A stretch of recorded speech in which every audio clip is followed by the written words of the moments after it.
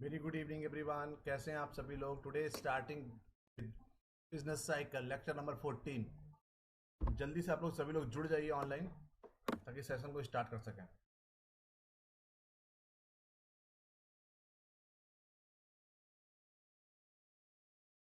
Please join everyone.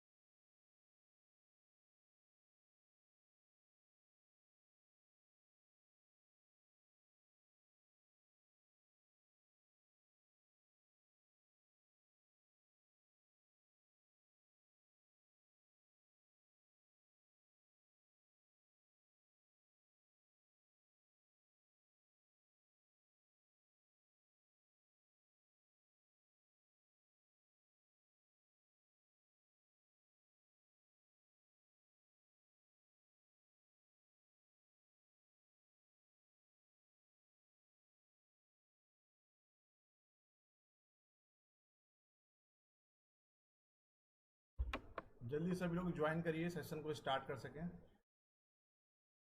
Very good evening everyone.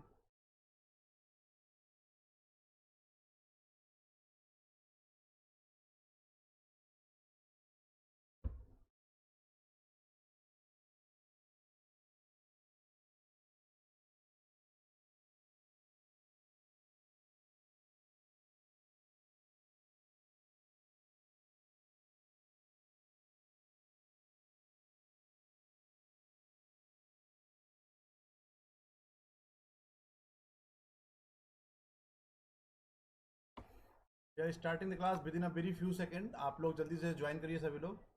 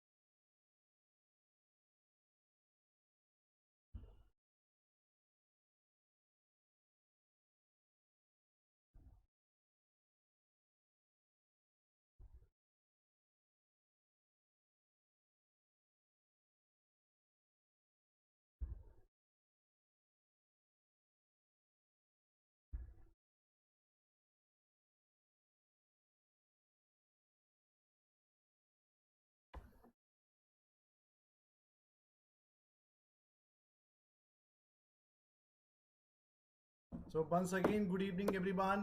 We are starting with a very new topic that is all about the business cycle. तो आप लोग जल्दी सभी लोग जुड़ जाइए, शेयर करिए, लाइक करिए अपने फ्रेंड्स के साथ और जुड़ जाइए लेक्चर नंबर 14 बिजनेस साइकिल के लिए।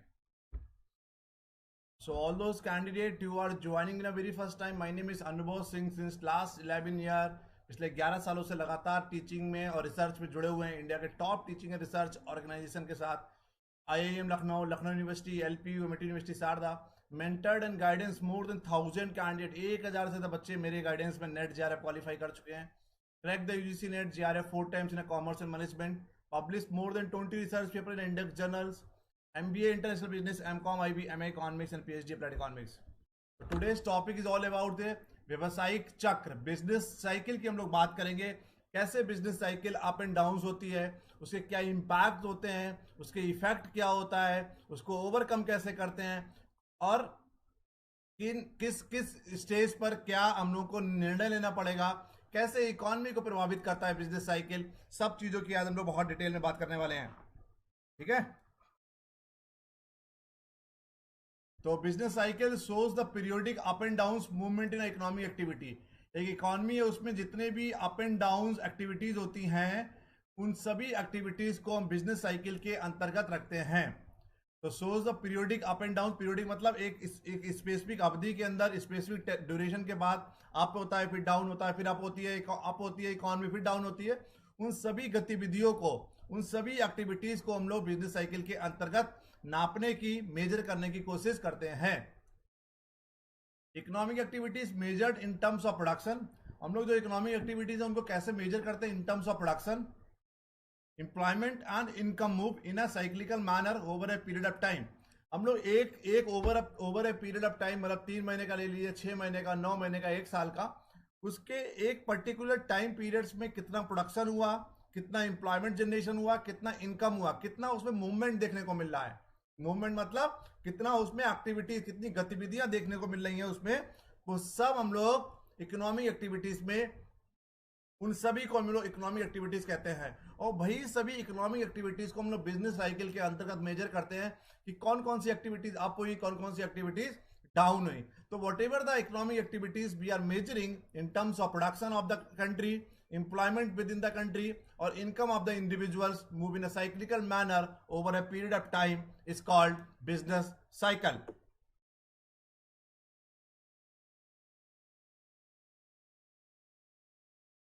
So cyclical movement is characterized by alternative waves of expansion and contraction. expansion मतलब फैलाना, contraction माने संकुचित। तो साइक्लिकल मूवमेंट होता है, साइक्लिकल मूवमेंट इज करेक्टराइज, मतलब करेक्टराइज किस तरीके से हम लोग अल्टरनेटिव वेव्स देखते हैं। कभी आपका एक्सपेंशन हो रहा है, कभी आपका कॉन्ट्रैक्शन हो रहा है। एक्सपेंशन मतलब फैलाना, व्यापार को फैला रहे हैं, कॉन्ट्रैक्शन मतलब संकुचित होना। It's also associated with the alternative period of prosperity and depression.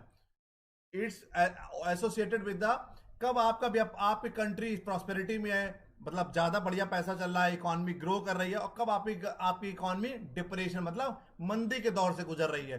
तो बिजनेस साइकिल के तहत हम लोग यही देखते हैं, क्योंकि दुनिया के हर इंसान की एक लाइफ साइकिल होती है। एक इंडिविजुअल इंसान की लाइफ साइकिल देखिए, पहले इन्फेंट हुआ, फिर किड हुआ, फिर यंग हुआ, फिर एडल्ट हुआ, फिर कहीं ना कहीं आपका मैच्योरिटी स्टेज आई, फिर ओल्ड एज की आई, फिर कहीं ना कहीं हम लोग डिक्लाइन में सब इंसान की डेथ भी होती है। ऐसे ही बिजनेस साइकिल में बहुत सारे इसमें खत्म नहीं होता, इसमें बस अप एंड डाउन आते हैं, दोबारा रिवाइव करते हैं हम लोग। कैसे इकोनॉमी बूम पे गई, फिर रिकवरी पे गई, फिर स्लो डाउन पे गई, फिर डिप्रेशन पे गई, किन किन कौन कौन से मूवमेंट होते हैं, उन्हीं सभी मूवमेंट की हम लोग बात करते हैं बिजनेस साइकिल के अंतर्गत। कैरेक्टरिस्टिक्स ऑफ बिजनेस साइकिल, व्यवसायिक चक्र के कौन कौन से लक्षण होते हैं। पीरियडिसिटी, पीरियडिसिटी मतलब होता है कि एक पीरियड्स का मतलब है कहीं ना कहीं स्पेसिफिक एक टाइम की बात होती है। Wave like movement in income and employment occur at A interval of 6 to 12 year. तो इनकम और एम्प्लॉयमेंट की वेव दिखती है, जो हलचल दिखती है इनकम और एम्प्लॉयमेंट की, वो हर 6 से 12 साल में दिखती है। और gap between to cycle is not regular और प्रिडिक्टेबल विद सर्टेनिटी। और जो गैप होता है दो साइकिल के बीच में, एक रेगुलर गैप नहीं होता। कभी 6 साल का गैप है, कभी 7 साल का, कभी 8 साल का, कभी 12 साल का, कभी 4 साल का। तो depending on the business cycle, depending on the external economies, बाहर की इकोनॉमीज की बात करिए, depending on the external factors, तो it might reduce, it might increase. जो गैप होता है दोनों साइकिल के बीच में, रेगुलर नहीं होता, आप उसको प्रिडिक्ट नहीं कर सकते, कभी ज्यादा गैप होता है, कभी कम गैप होता है। तो पीरियडिसिटी का मतलब है कि एक स्पेसिफिक टाइम के बाद, एक स्पेसिफिक समय के बाद इकोनॉमी अप से डाउन पे जाती है, फिर अप पे जाती है, फिर डाउन पे जाती है, फिर अप पे जाती है, उसी को बोल रहे हैं पीरियडिसिटी। सिंक्रोनिज्म, सिंक्रोनाइज होता है सभी को जोड़ना। Impact of all the embracing large section of economy experience the same phase happens because of interdependency of various sectors of the economy। ये क्यों होता है? क्योंकि जितने भी सेक्टर्स आए इकोनॉमी में, वो सब आपस में इंटरडिपेंडेंसी है। ऑटोमोबाइल फ्यूल पे है, ठीक है, तो कहीं ना कहीं सभी सेक्टर्स हैं आप में आपस में क्या है, इंटरडिपेंडेंसी है उनकी। बैंकिंग हो गया, पेट्रोलियम हो गया, एफएमसीजी हो गया, टेक्सटाइल हो गया, हमारा ऑटोमोबाइल हो गया, इलेक्ट्रॉनिक हो गया, इलेक्ट्रिकल हो गया। तो जितनी भी इंडस्ट्री है देश में, जितने भी सेक्टर हैं, वो आपस में सब इंटरडिपेंडेंसी है। एक सेक्टर्स के बढ़ने के चक्कर में दूसरे सेक्टर्स के भी प्राइसेस बढ़ते हैं। अभी देखिए फ्यूल, पेट्रोल और डीजल, देखिए पेट्रोल 100 रुपए के आसपास पहुंच गया है, बहुत सारे स्टेट में 100 रुपए भी क्रॉस कर गया, और डीजल भी 90 रुपए के करीब पहुंच गया है।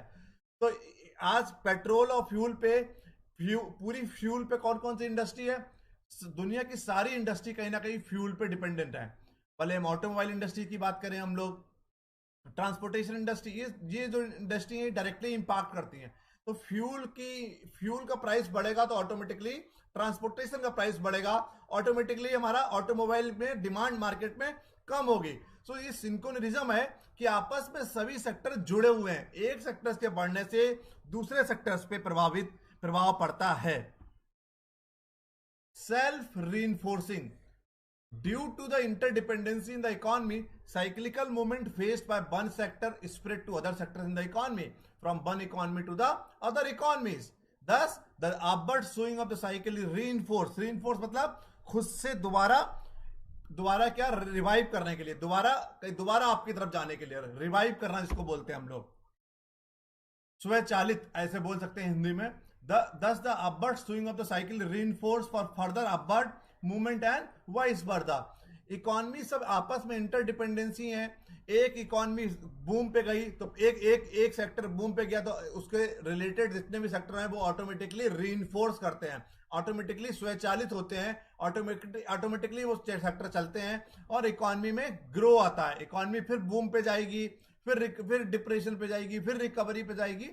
तो एक इकोनॉमी है वो अपने आप में सेल्फ रीइंफोर्समेंट करती है, स्वचालित करती है, खुद से चलती है, क्योंकि एक सारे के सारे सेक्टर आपस में इंटरडिपेंडेंट है, आपस में सब जुड़े हुए हैं। एक सेक्टर पे प्रभाव पड़ने से दूसरे सेक्टर पे प्रभाव पड़ता है।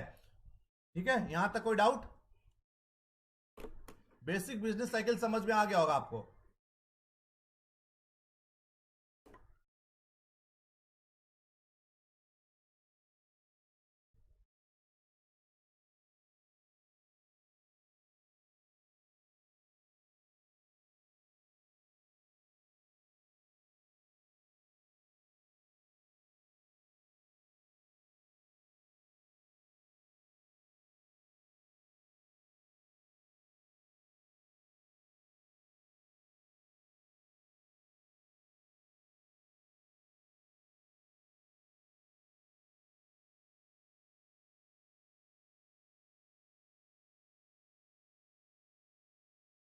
अब आया फेजेस ऑफ बिजनेस साइकिल। कौन कौन से बिजनेस साइकिल में फेजेस होते हैं? कौन कौन से फेजेस होते हैं? देखिए आपको साफ दिख रहा होगा फोटो से। देखिए कॉन्ट्रैक्शन, फिर एक्सपेंशन हुआ, फिर इकोनॉमी पीक पे पहुंची, फिर स्लम्प मतलब डाउन हुई इकोनॉमी, फिर हमारा इकोनॉमी कहां पहुंची? एक्सपेंशन पे पहुंची। तो देखिए बी टू सी, ये देखिए A to B, B to C, C to D, D to E, E to F. तो बी टू सी कहीं ना कहीं ये वाला जो है कि कौन सा है, ये फेजेस कौन सा? एक्सपेंशन वाला फेज है। भाई हम लोग सी से डी वाला देखेंगे, ये कौन सा? पीक पे है, इकोनॉमी कहां पर है? पीक पे अपने।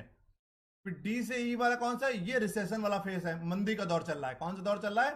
मंदी का दौर चल रहा है। डी से ई स्लम्प, डाउन इकोनॉमी डाउन पे जा रही है। ठीक है, क्लियर? और फिर ए टू बी, ये ए टू बी वाला, और ई टू एफ ये कौन सा है? ट्रॉ, या जिसको हम लोग बोलते हैं डिप्रेशन, आर्थिक मंदी की दौर गुजर रहा है। किधर गुजर रहा है? आर्थिक मंदी, मतलब बहुत ज्यादा मंदी के दौर से गुजर रहा है। तो एक फेजेस है इकोनॉमी, पूरे 6 से 12 सालों में इकोनॉमी की लाइफ साइकिल होती है जो पूरी इकोनॉमी रिवाइव करती है। तो time gap between two bouts of trough between B to E और peak from D to G, D to G. यहां से लेकर यहां तक, G can vary from 6 to 12 year. तो पूरी इकोनॉमी की जो साइकिल होती है ऑफनली प्राय माना ये जा रहा है कि 6 से 12 साल में अपने आप रिवाइव करती है, अपने आप कॉन्ट्रैक्शन की स्टेज पे होगी, फिर इकोनॉमी एक्सपेंशन पे जाएगी, फिर पीक पे जाएगी, फिर कॉन्ट्रैक्शन, फिर स्लम, फिर एक्सपेंशन। तो इकोनॉमी ऐसे ऐसे कर कर लगातार 6 से 12 सालों में अपने आप ऊपर नीचे होती रहती है। For 3 to 5 year economy experience growth, 3 से 5 साल में इकोनॉमी एक्सपीरियंस कर रही है, अनुभव कर रही है growth. Then for another 3 to 5 year it faces the contraction और रिसेशन। शुरू के 3 से 5 साल में इकोनॉमी क्या कर रही है, एक्सपेंशन। उसको लग रहा है कि इकोनॉमी एक्सपीरियंस कर रही है, कि इकोनॉमी ग्रो कर रही है, इकोनॉमी पैसा कमा रही है, इकोनॉमी मजबूत हो रही है। बट अगले 3 से 5 साल में फिर लगता है कि इकोनॉमी मंदी के दौर से गुजर रही है।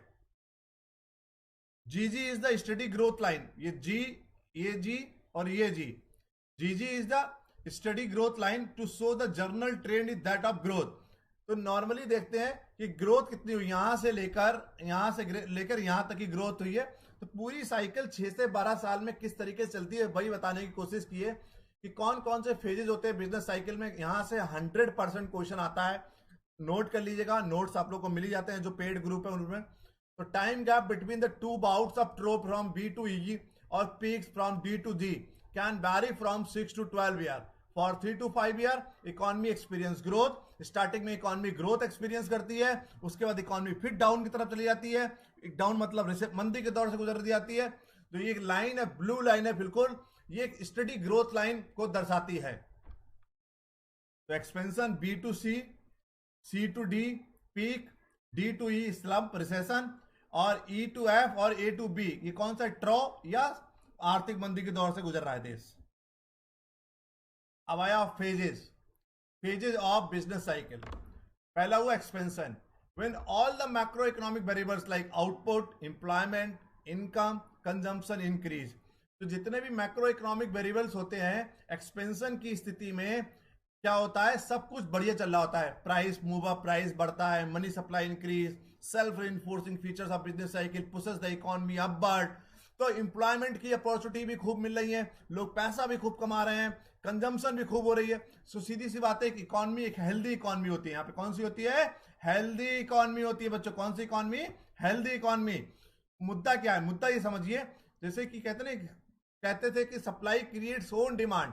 जब मार्केट में पैसा होगा तो मार्केट में पैसा होगा, लोगों के पास पैसा होगा तो मार्केट में पैसा होगा, लोगों की डिमांड बढ़ेगी तो प्रोडक्शन बढ़ेगा, प्रोडक्शन बढ़ेगा तो एम्प्लॉयमेंट बढ़ेगा, एम्प्लॉयमेंट बढ़ेगा फिर डिमांड बढ़ेगी, फिर प्रोडक्शन बढ़ेगा, फिर मार्केट में एम्प्लॉयमेंट जनरेशन होगा। तो एक्सपेंशन की स्थिति ऐसी स्थिति बोली जाती है बिजनेस साइकिल की जहां पर सारे के सारे मैक्रो इकोनॉमिक वेरिएबल्स अपने बढ़िया कर रहे होते हैं, आउटपुट चरम सीमा पे होता है, एम्प्लॉयमेंट भी बहुत बढ़िया होता है, लोगों को रोजगार मिलता है, इनकम भी लोगों की बढ़ रही होती है, कंजम्पशन भी इंक्रीज हो रहा होता है, प्राइस मूव करता है, उसके साथ साथ मनी सप्लाई भी बढ़ती है, सेल्फ रिइंफोर्सिंग स्वचालित इकोनॉमी रिइंफोर्स करती है, और बिजनेस साइकिल ऊपर की तरफ बढ़ती है। कहां की तरफ, अपवर्ड। बिजनेस साइकिल ऊपर की तरफ बढ़ती है। ठीक है बच्चों, समझ गए, फिर डाउट। एक्सपेंशन के बाद अगला आया पीक, चोटी, सबसे ऊपर। The highest point of growth refers to as a boom. Boom पे पहुंच गई इकोनॉमी, कहां पहुंच गई, बूम पे पहुंच गई इकोनॉमी, पीक पे पहुंच गई। Stage beyond the which no further expansion is possible, she is the downward turning point. Economy सब पीक पे पहुंचती है, बूम पे पहुंचती है, सबसे ऊपर चोटी पे पहुंचती है। उसके बाद ऐसी स्थिति पे जब इकोनॉमी पहुंच जाती है जहां से आगे बढ़ने की पॉसिबिलिटीज खत्म हो जाएं, ऐसी स्थिति को पीक या बूम बोला जाता है। यहां से इकोनॉमी डाउनवर्ड की तरफ बढ़ती है। कहां की तरफ बढ़ती है, नीचे की तरफ बढ़ती है। एक जो चरम सीमा हुआ, एक स्टेज हुई जहां पर आप मैक्सिमम पैसा कमा रहे हैं, उसके बाद क्या होगा, आपकी इकोनॉमी नीचे की तरफ पहुंचेगी, डाउनवर्ड की तरफ क्या होगी, शिफ्ट होगी। किधर होगी, डाउनवर्ड की तरफ शिफ्ट होगी। Contraction and recession means the slowing down the process of all the economic activities. अब इकोनॉमी बूम के पास कहां पहुंची, कॉन्ट्रैक्शन, संकुचित, रिसेशन, मंदी की तरफ पहुंची। कहां पहुंच गई, मंदी की तरफ पहुंच गई। It means the slowing down process of all the economic activities going on the slow down की तरफ पहुंच गई। हमने आपको बताया एक बार पीक पे पहुंच गए, चोटी पे पहुंच गए, उसके बाद आप क्या हो गए, हल्के हल्के डिक्लाइनिंग पे पहुंचोगे, हल्के हल्के डाउनवर्ड। क्योंकि पीक ऐसी स्थिति मानी गई है जहां से बच्चों आगे बढ़ने की सभी संभावनाएं खत्म हो जाती हैं, आप वहां से केवल नीचे ही पहुंच सकते हैं। उसी स्थिति को रिसेशन या कॉन्ट्रैक्शन कहा गया है। अब आया ट्रो और स्लम्प, ये एक ही बात है। स्लम्प मतलब और मंदी। The lowest ebb of economic cycle, मतलब लोएस्ट आप economic cycle followed by the next turning point या cycle when new growth process start afresh. ये यहां से फिर नया ग्रोथ प्रोसेस स्टार्ट होता है। स्लम्प के पास आप पहले कॉन्ट्रैक्शन, फिर मंदी के दौर के पहुंचे, मंदी के बाद स्लम्प पे पहुंच गए। स्लम्प के पास, स्लम्प एक ऐसी स्थिति होती है जहां उसके नीचे आप नहीं जा सकते। स्लम्प इससे आखिरी स्थिति हो गई, उसके बाद कहां जाओगे, सीधे फिर ऊपर की तरफ बढ़ोगे आप, समझ गए। सो स्लम्प में जहां से मुद्दा क्या हुआ कि नेक्स्ट टर्निंग पॉइंट, जहां से दोबारा मुड़ोगे आप अपवर्ड की तरफ। अब आया what is recession. What is recession, मंदी क्या है, मंदी क्या होता है। Recession is a decline in a country gross domestic product growth for 2 और more consecutive quarters of a year. मतलब यहां पे समझिए, आपको बताते हैं हम, जब लगातार 2 क्वार्टर्स में, टू कॉन्जिक्यूटिव क्वार्टर्स में आपकी जीडीपी डिक्लाइनिंग की तरफ जा रही है, आपकी जीडीपी डिक्लाइनिंग की तरफ जा रही है, उसको हम लोग क्या बोलते हैं, रिसेशन। एग्जाम्पल कि मान लीजिए 2017, 18, 19, 20, 21, 17 में जीडीपी थी 17 March to April to June, April to June, April to June, April to June और अप्रैल टू जून, मतलब 2 कॉन्जिक्यूटिव क्वार्टर। हम लोग रिसेशन में लगातार मतलब एक साल में 12 महीने होते हैं, सिंपल समझिए, एक साल में 12 महीने, अप्रैल टू जून 12 महीने में 3 क्वार्टर, 4 क्वार्टर होते हैं, 3 महीने का क्वार्टर होता है। April to June, July to September, October to December, January to March. कहने का मतलब है अगर अप्रैल टू जून और July to September GDP down गई, उसको रिसेशन नहीं कहते हैं। रिसेशन में थोड़ी समझने वाली बात है कि is it declining in a country GDP for 2 और more consecutive quarters of a year, एक साल के। मतलब अप्रैल टू जून में यहां पे 7 जीडीपी थी, यहां पे 8, यहां पे 6, यहां पे 5, यहां पे 4। देखिए हम लोग जब कॉन्जिक्यूटिव क्वार्टर सेम ईयर का देखेंगे, अभी कौन महीना चल रहा है, मई, तो हम लोग ये देखेंगे कि अप्रैल टू जून 20 में क्या जीडीपी कितनी गई, अप्रैल टू जून 19 में कितनी जीडीपी थी। अगर 19 में 7 जीडीपी थी, अप्रैल टू जून 20 में, 2020 में जीडीपी 6 हुई और 2021 में जीडीपी 5 हो गई, तो समझ लीजिए देश आर्थिक मंदी की दौर गुजर रहा है। तो रिसेशन में हम लोग पिछले साल का सेम क्वार्टर देखते हैं, समझ गए, सेम क्वार्टर देखते हैं। तो recession is also preceded by several quarters of slowing down. An economy which grows over a period of time tend to slow down the growth as a part of normal economic cycle। Recession में होता है क्या, recession में demand कम हो जाती है, मंदी के दौर में डिमांड कम होगी। जब डिमांड कम होगी, डिमांड कम, लेस प्रोडक्शन। जब डिमांड कम है, मार्कर पहले 10 बन रहे थे, मार्कर की डिमांड ही 5 है, तो क्या होगा, तो 5 ही प्रोड्यूस होंगे, 5 प्रोड्यूस होंगे तो क्या होगा, अनएम्प्लॉयमेंट। पहले 10 लोग काम कर रहे थे 10 मार्कर बनाने के लिए, अब मार्कर ही प्रोड्यूस आपको 5 कर रहे हैं, तो लोग भी 5 ही काम करेंगे, तो उससे 5 लोग बेरोजगार हो जाएंगे, 5 लोग बेरोजगार हो जाएंगे, फिर डिमांड और कम हो जाएगी। तो रिसेशन में डिमांड कम होना शुरू होता है। क्या होता है, डिमांड कम होना शुरू होता है। Consumers lose the confidence in the growth of the economy and spend less. जितने भी कंज्यूमर और कस्टमर होते हैं वो इकोनॉमी में कॉन्फिडेंस खो देते हैं और पैसा कम खर्च करना शुरू कर देते हैं। आपको लग रहा है देश आर्थिक मंदी के दौर से गुजरने वाला है, आप पैसा बचा के रखते हो, तो पैसा बचा के रखते हो, मार्केट में खर्चा नहीं करते हो, तो क्या होगा कि मार्केट में डिमांड नहीं होगी, there is no demand, no production, no production, unemployment, बेरोजगारी। और मशीन नहीं चलेगी, फैक्ट्री नहीं चलेगी, प्रोड्यूस नहीं होगा, तो अनएम्प्लॉयमेंट तो होगा। इन्वेस्टर्स स्पेंड लेस, कंज्यूमर्स पैसा नहीं, कंज्यूमर्स कॉन्फिडेंस खो देते हैं और पैसा कम खर्चा करते हैं। जो इन्वेस्टर्स होते हैं, spenders, investor spend less, they fear stock values will fall and thus stock market follow negative sentiments. जो इन्वेस्टर्स होते हैं उनको लगता है कि स्टॉक मार्केट नीचे जाएगी, स्टॉक मार्केट कहां जाएगी? नीचे जाएगी। तो वो लोग पैसा स्टॉक मार्केट में नहीं लगाते हैं, इसीलिए स्टॉक मार्केट और नेगेटिव में चली जाती है। ठीक है, समझ गए रिसेशन? कोई डाउट? यहां तक किसी को कोई डाउट बताइए। बिजनेस साइकिल आपको समझाया और आपको रिसेशन समझा दिया पूरा। कोई डाउट?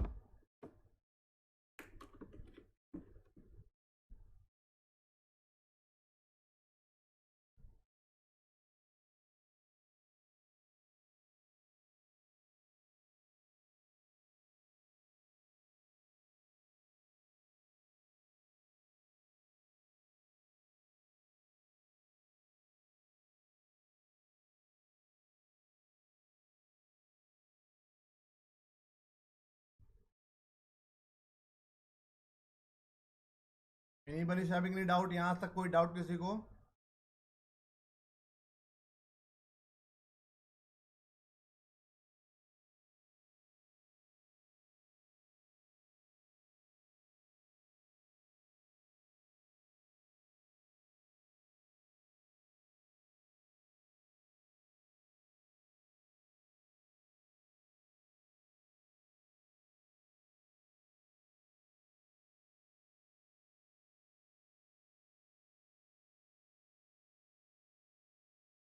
चलिए, अब आया कॉजेज ऑफ बिजनेस साइकिल। किन किन कारणों की वजह से बिजनेस साइकिल पे प्रभाव पड़ता है?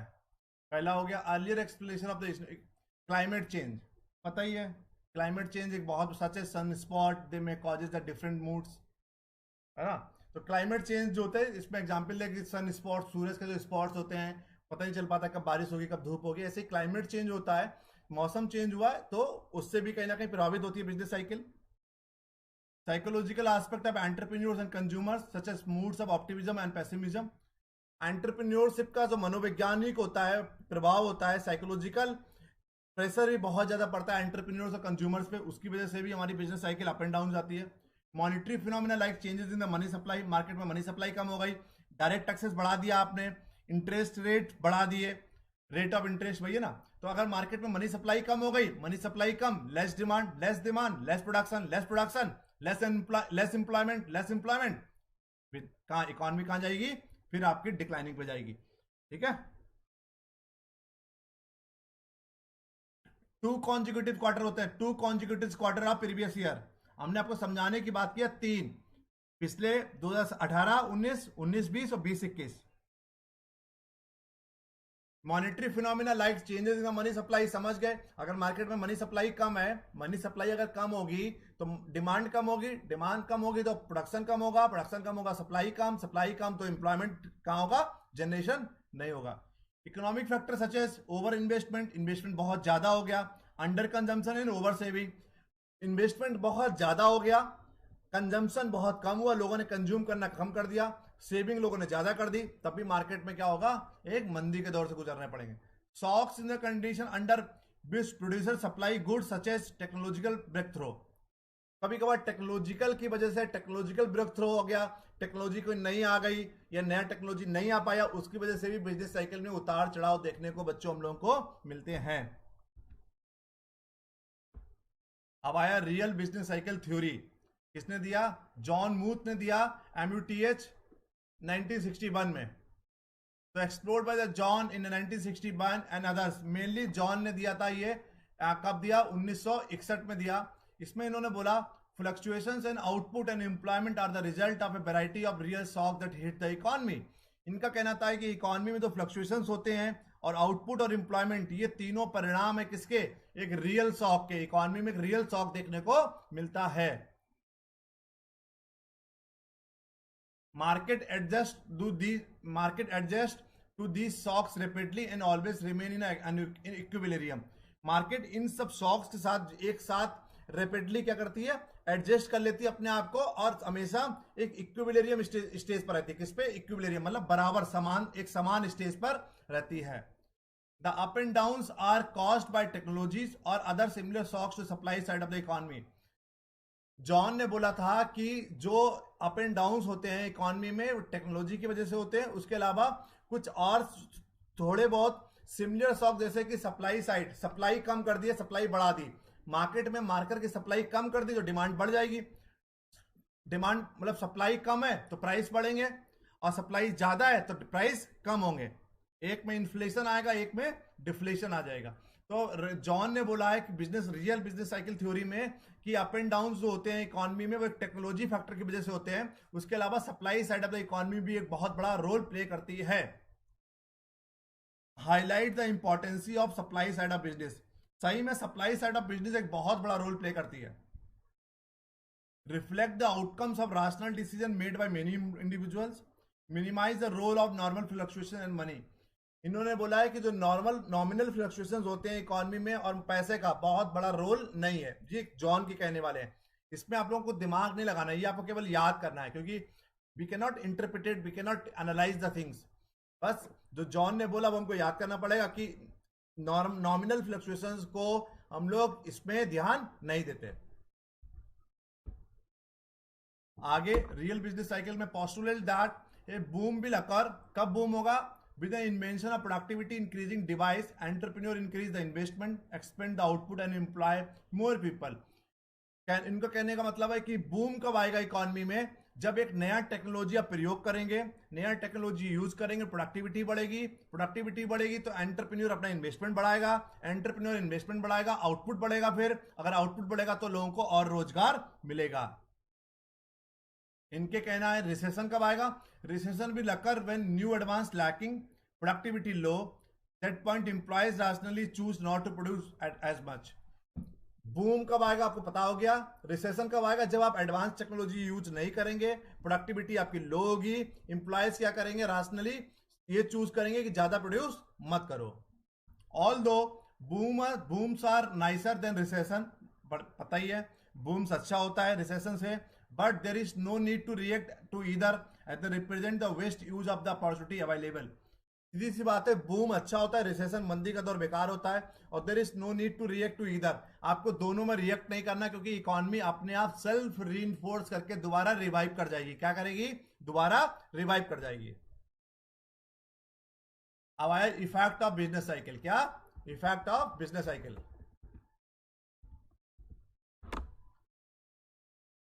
पहला ड्यूरिंग द एक्सपेंशन, जब एक्सपेंशन की स्थिति होती है उस दौरान बिजनेस साइकिल कैसे प्रभावित करती है?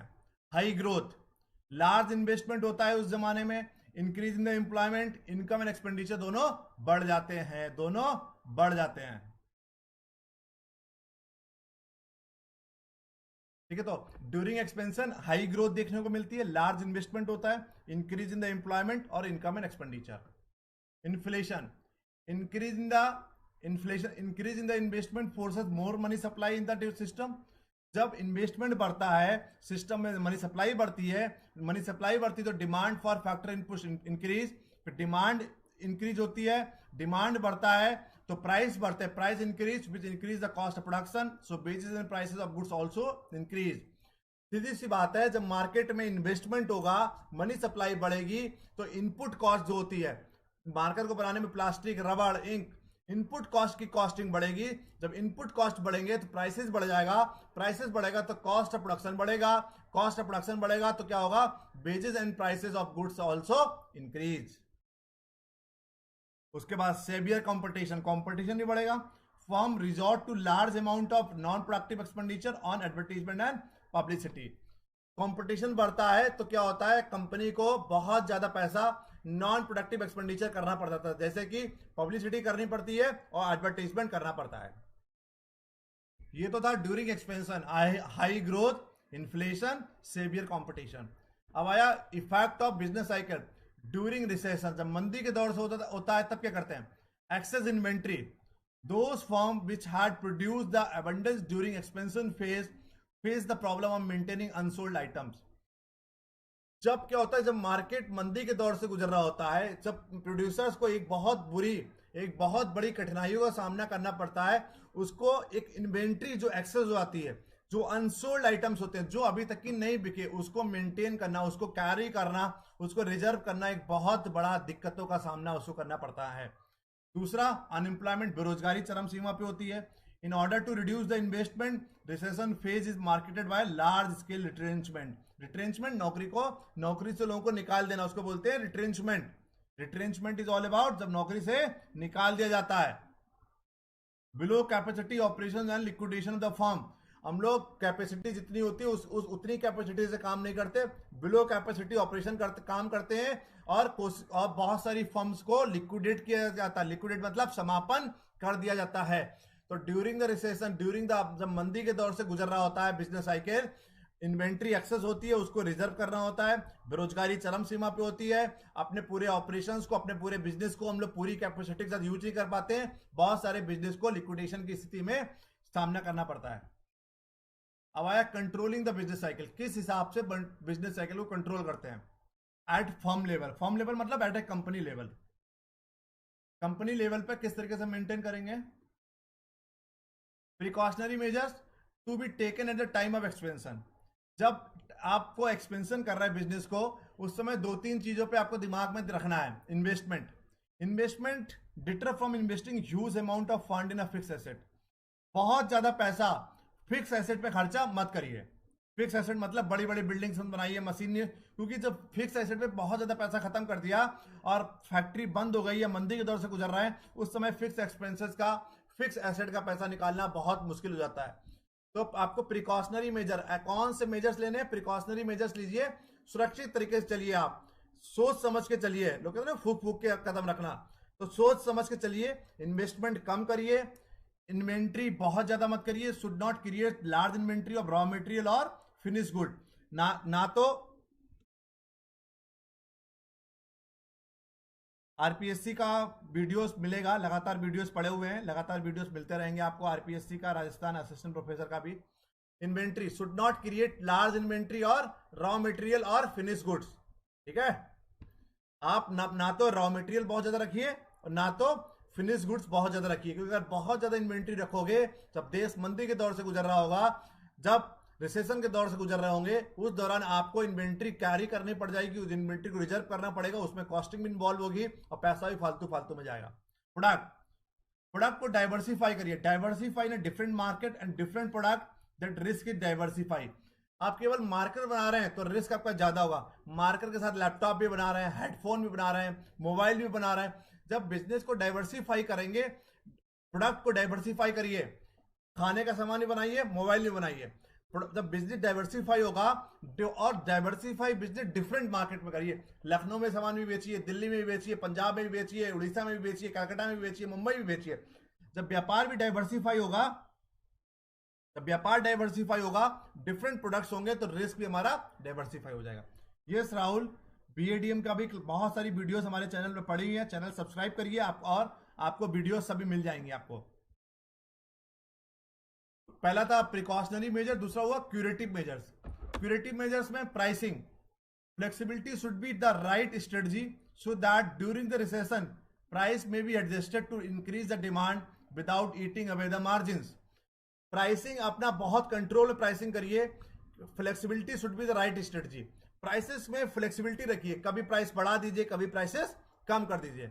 कॉस्टिंग, कॉस्टिंग इनपुट कॉस्ट कम रखिए, कंट्रोल द वेस्टेज, बर्बादी कम करिए और ओवरऑल कॉस्ट को कम करिए। राहुल जी, रिकॉर्डेड क्लास मिल जाएंगी, इससे इस लेक्चर के बाद मैसेज करिएगा, व्हाट्सएप नंबर लिखा हुआ है ऊपर, उस पर मैसेज करिएगा, रिकॉर्डेड क्लास आपको सब मिल जाएगी। वो पहले था एट ए फर्म लेवल, अब आया controlling business cycle at a government level. सरकार को क्या क्या करना चाहिए, monetary measures, rediscount rate, expansion और recession, increase the rediscount rate to curb the money supply. Money supply, expansion के टाइम में मनी सप्लाई को रीडिस्काउंट का रेट करिए ताकि मनी सप्लाई को रोक सके। Recession, reduce the rate to increase the money supply, उस एक्सपेंशन के दौर में मनी सप्लाई को कम करना है, रिसेशन के दौर में मनी सप्लाई को बढ़ाना है। रिजर्व रेशियो, ये कौन करेगा maintain, RBI, Reserve Bank of India, central bank. Expansion, ratio और increase of bank are left with the less cash to be extended as a credit. आप रेट बढ़ा दीजिए, आपको पता है रेपो रेट अगर बढ़ा देंगे, रेपो रेट वो रेट होता है जिस रेट पर कॉमर्शियल बैंक सेंट्रल बैंक से लोन लेती हैं। अगर रेपो रेट की रेट बढ़ा देंगे, अगर कॉमर्शियल बैंक को लोन महंगा मिलेगा तो उनके पास वो आगे लोन कम बांटेंगी।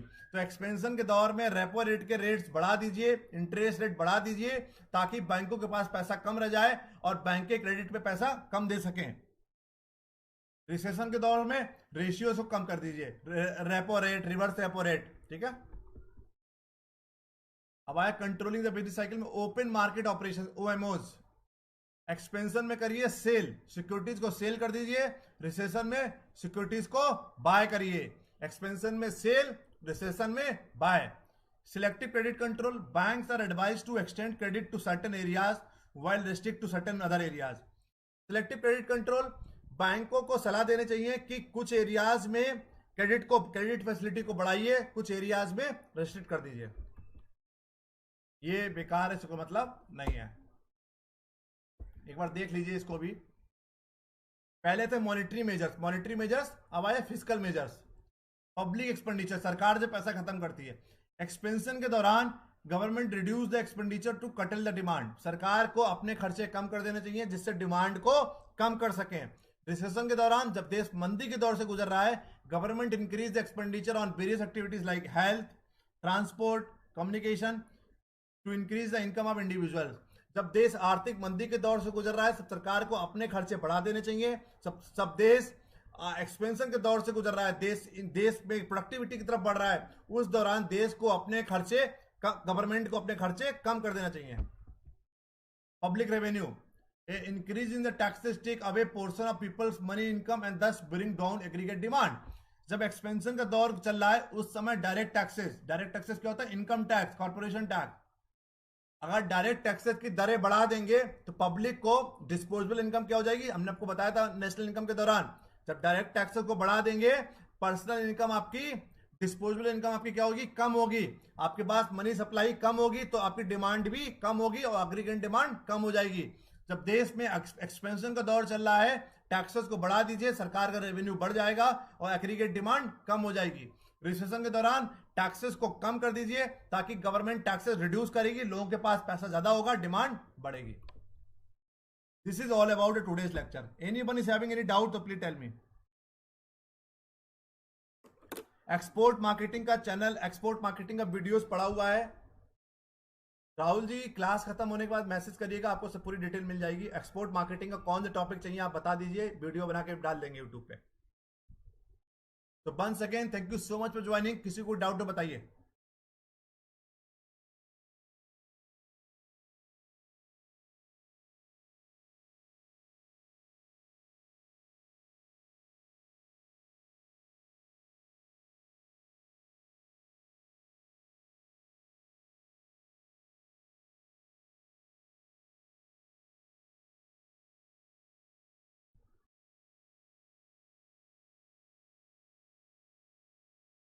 जिन्होंने अभी तक ये चैनल सब्सक्राइब नहीं किया जल्दी सब्सक्राइब करिए, लाइक करिए, सब्सक्राइब करिए, शेयर करिए अपने दोस्तों के साथ।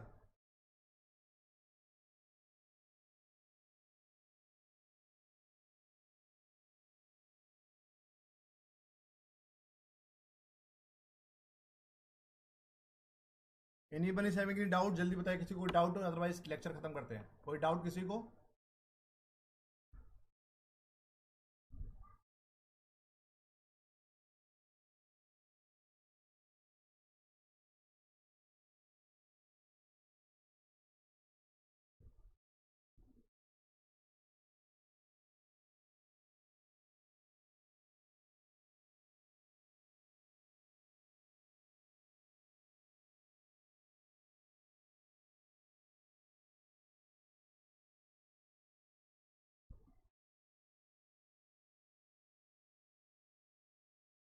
तो once again thank you so much for joining बच्चों, टेक केयर।